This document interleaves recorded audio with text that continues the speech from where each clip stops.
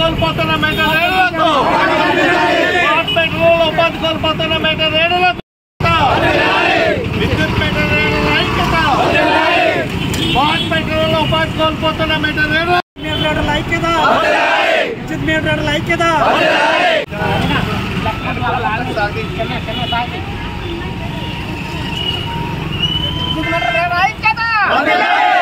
విద్యుత్ మెట్రో రైళ్ల ఐక్యత విద్యుత్ మెట్రో రైళ్ల ఐక్యత స్మార్ట్ మెట్రోలో ఉపాధి కోల్పోతున్న మెట్రో రైళ్లతో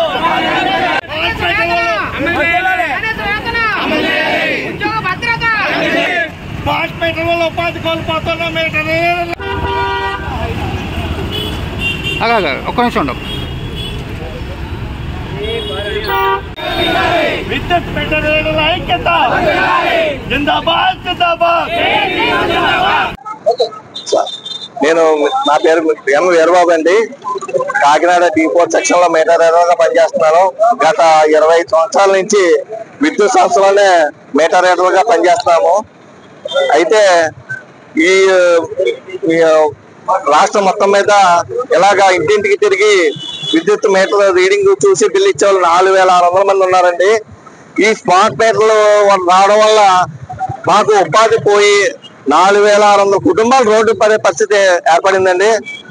ఇందులో దాదాపు 20 సంవత్సరాల నుంచి దీన్నే విద్యుత్ సంస్థని నమ్ముకొని మీటర్ రీడర్లుగా ఇంటింటికి తిరిగి బిల్లులు ఇస్తూ మా కుటుంబాలు పోషించుకుంటున్నామండి. అయితే ఈ యొక్క స్మార్ట్ మీటర్లు రావడం వల్ల మాకు ఉపాధి పోతుందండి. అందుకే మేము ఏమంటున్నాం అంటే విద్యుత్ సంస్థలోనే మాకు ప్రత్యామ్నాయ ఉపాధి మా కాలావతలను బట్టి ప్రత్యామ్నాయ ఉపాధి చూపించమని ప్రభుత్వాన్ని విన్నవించుకుంటున్నామండి. ఆల్రెడీ దీని గురించి మేము లోకేష్ గారిని కలవడం జరిగిందండి. విద్యుత్ మినిస్టర్ రవికుమార్ గారిని కూడా కలిసాం. వాళ్ళు ఏంటంటే జేఎండి విజయానంద్ గారితో చర్చించి మాకు ప్రత్యామ్నాయ ఉపాధి చూపిస్తున్నారు, కానీ ఇప్పటివరకు లేదు.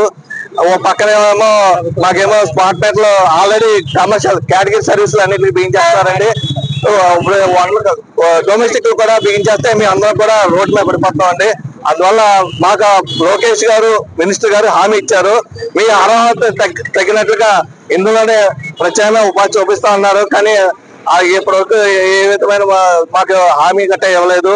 అందువల్ల మీడియా ద్వారా మీ అందరినీ వేడుకున్నది ఏంటంటే అండి, మాకు ఉపాధి పోయి ఆంధ్ర రాష్ట్రం మొత్తం మీద 4600 కుటుంబాలు రోడ్లు పడబోతున్నాయి. కాబట్టి మీ అందరూ మా దయించి మాకు విద్యుత్ సంస్థలనే ప్రత్యామ్నాయ ఉపాధి చూపించాలని కోరుకుంటున్నాం సార్.